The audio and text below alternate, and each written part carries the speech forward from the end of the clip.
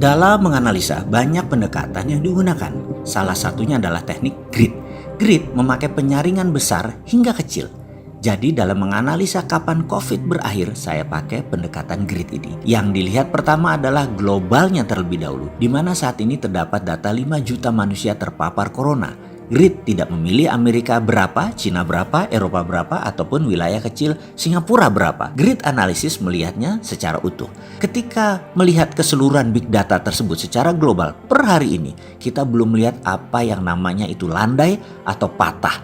Yang sembuh lebih banyak dari yang terpapar. Sekali lagi, dengan teknik grid, kita saat ini belum menemukan patahan hingga awal Juni 2020 ini. Dengan bahasa lain, belum terbaca kapan selesainya COVID di seluruh dunia. Jadi ketika ada pejabat mengatakan Indonesia COVID selesai bulan Juni atau Juni awal kita sudah bisa menang melawan COVID, banyak orang bertanya dalam hati, ngitungnya bagaimana?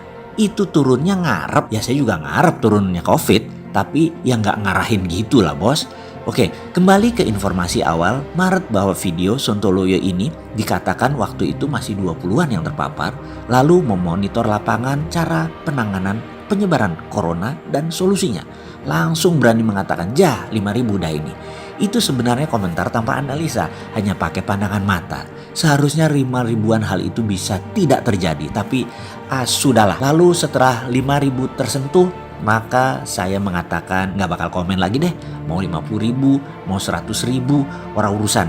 Nah memang kayaknya sulit kali ya melakukan pendekatan penyelesaian dengan cara yang saat ini. Lalu pendekatan yang memang herd immunity, buktinya longgar sekali tuh PSBB-nya yang sudah telat 30 hari dari seharusnya dilakukan. Kemudian diputuskan berdamai versi pasrah karena musuhnya nggak bilang damai soalnya. Sekarang banyak orang mencari-cari data kapan COVID menyatakan berdamai dengan Indonesia. Jadi karena belum dengar omongan si COVID, banyak yang mengartikan damai itu menyerah. Oke, jadi kedepannya ya pinter-pinterlah atur kesehatanmu dewe-dewe. Jadi angka 50.000 atau 100.000 bakal kena karena logikanya telat PSBB. Lalu bagi kita-kita yang taat di rumah, banyak yang sudah muak dengan lambatnya gerakan, ragu-ragunya terlihat, gagapnya terbaca dari keputusan pengelolaan pemerintahan saat ini. Tapi tenang, kita semua tahu kata-kata yang lagi viral di seluruh dunia saat ini.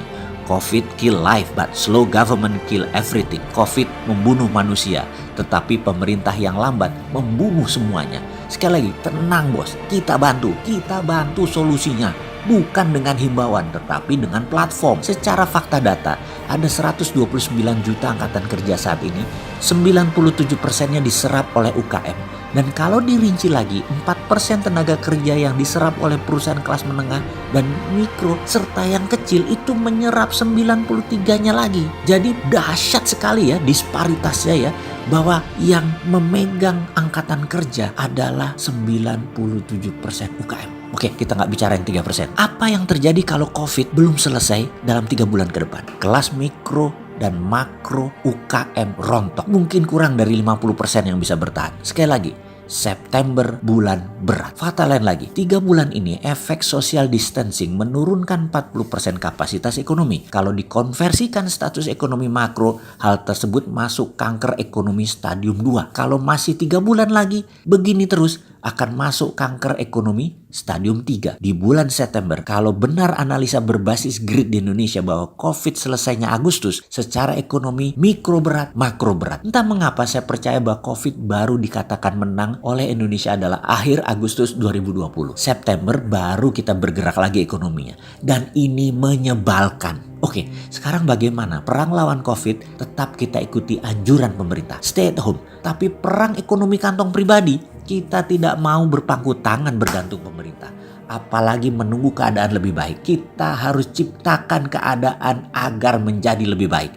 Realitas saat ini, banyak yang aktifkan lagi main sosmed di kala COVID pandemik ini, bukan? Dan kalau dulu Anda sahabat berbaik hati men-share informasi dan gak dapat keuntungan finansial, sekarang Anda tetap melakukan hal yang sama, yaitu nge-share.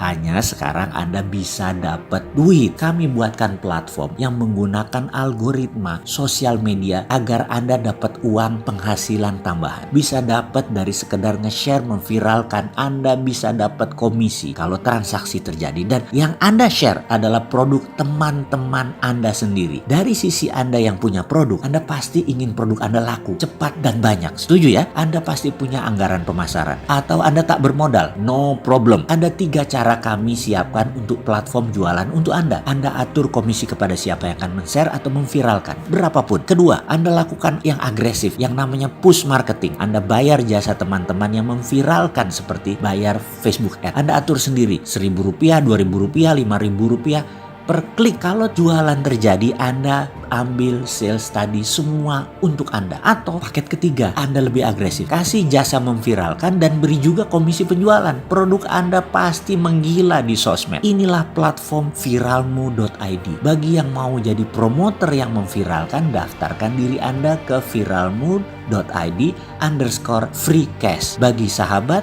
yang ingin produknya diviralkan, daftarkan ke viralmu.id/marketplace. Terakhir, Anda pasti tahu kan berapa pendapatan Google dan Facebook dari ads mereka per tahunnya? Billion dollar, ratusan triliun rupiah. Sekarang kita pindahkan ke kantong kita dengan menunggangi sistem mereka. Sekarang kita pindahkan ke kantong sahabat kita dengan menunggangi sistem mereka. Sekali lagi, selamat menikmati rezeki sambil rebahan.